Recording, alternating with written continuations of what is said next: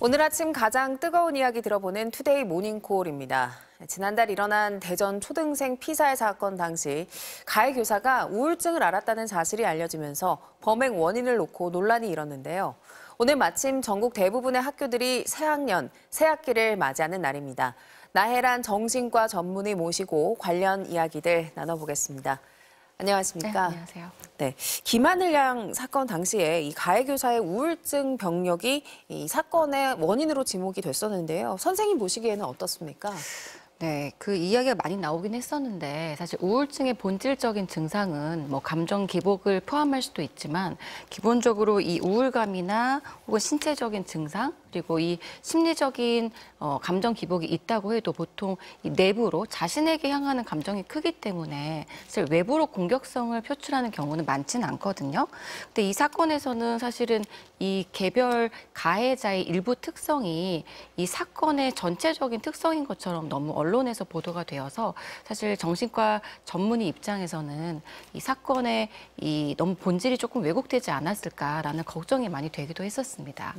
교수님 보시기에는 우울증이 있었을 수는 있지만 그게 직접적인 원인이라고 단정하기에는 조금 어려운 면이 있다 이렇게 보고 계시는군요. 네. 사실 수사가 마무리된 게 아니어서 조심스럽습니다만 우울증이 아니라면 이 가해자의 어떤 면이 좀 범행을 하게끔 했다고 보시는지요? 뭐 일각에서는 사이코패스 검사도 진행할 거라는 얘기가 있더라고요. 네, 사실 정신과 입장에서는 정신건강의학과에서는 이 사이코패스라는 병명을 쓰지는 않습니다. 우리가 흔히 심리적으로 잘 알려진 병명이기는 한데요. 일부 비슷한 개념으로 우리가 반사회성 인격 장애라는 표현을 쓰기는 하는데요. 근데 이게 병이라는 게 이 우울증이나 뭐 조현병 같은 병이 있을 수 있고요. 또 그 사람의 성향이나 성격이 반영되었을 수가 있기 때문에 사실 사이코패스는 굳이 말하면 그 사람의 성향이나 인격에 조금 더 가까운 이전의 진단 병명이거든요. 그런데 우리가 혹시 이 가해자가 우울증이 있었다고 해도 우울증 때문에 이 사고를 만들었느냐.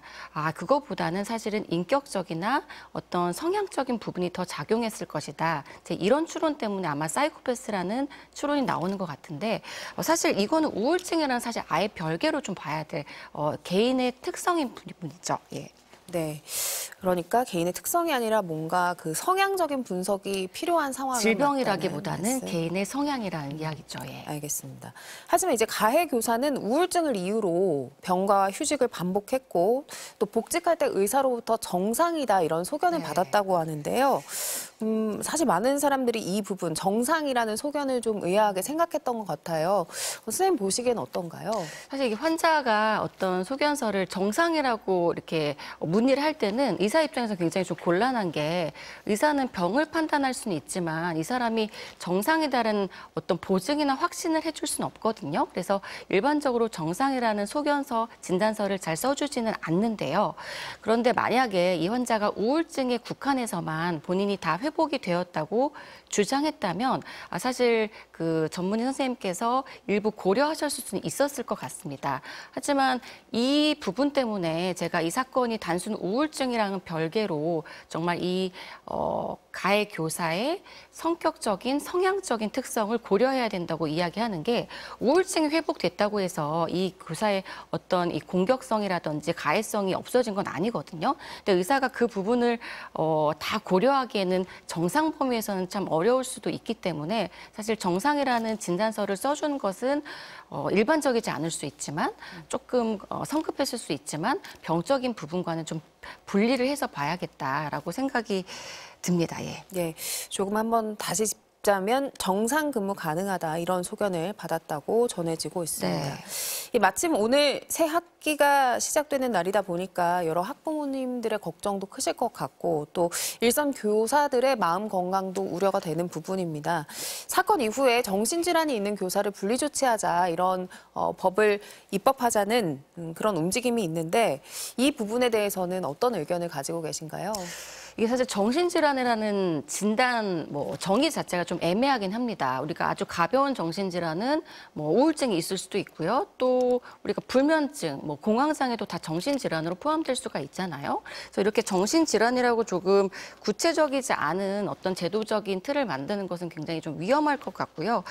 사실 저는 개인적으로 이 사건에서 안타까운 게 이 굉장히 안전해야 될 학교 환경에서 이 믿는 대상인 교사에게 살해되었다는 이 환경 자체를 좀 개선하는 데 좀 더 초점을 맞춰야 되지 않을까 싶은 생각이 들었고, 이걸 정신질환이라는 그 아주 모호한 단어로 제도를 만들기 시작하면 교사들 대부분이 사실 근무를 할 수 없지 않을까? 왜냐하면 사실 스트레스에 시달리거나 조금 이 괴로운 호소를 하시는 교사분들이 훨씬 더 많거든요. 예. 그러니까 지금 선생님이 말씀하신 부분이 바로 대책은 있어야겠지만 우울증에 걸린 모든 분들에 대한 사회적인 낙인 찍기가 좀 우려된다 이런 네. 말씀이신 것 같아요. 우울증뿐 아니라 정신질환에 대한 낙인은 사실 굉장히 위험한 일이죠. 사실 정신질환이라는 것에 대한 사회적인 인식을 좀 우리가 다시 가져볼 필요가 있는 시점일 것 같은데요. 경증질환은 경증질환으로서 치료가 꼭 필요하다는 인식도 필요하고, 또 중증은 중증 나름대로 치료가 꼭 필요하다는 인식이 좀 먼저 수반이 되어야지 우리가 제도적인 차원에서 바꾸는 것이 좀 수월하지 않겠나. 왜냐하면 이걸 너무 낙인을 찍거나 혹은 너무 소홀하게 여기게 되면 이제 조금 이런 취약한 부분이 나타날 수 있는데, 사실 그렇다 하더라도 이 사건, 이번 사고와는 사실은 좀 별개로 제도적으로 점검을 해야 될 측면이 있고, 이 제도적인 점검의 측면이 개인의 정신질환으로만 치부돼서는 안 된다라는 부분을 꼭 참고하시면 좋을 것 같습니다. 알겠습니다. 이번 사건과는 좀 별개로요. 강력범죄 사건들 중에서 조현병이랄지 정신질환을 원인으로 꼽는 경우가 많았잖아요. 이런 일이 생기기 전에 좀 우리 사회가 마련할 수 있는 대책이나 제도적인 장치들이 있을까요? 네, 아까 이야기 드린 대로 사실 최근에 병원이나 의원을 찾는 환자분들 굉장히 늘어나고 있거든요.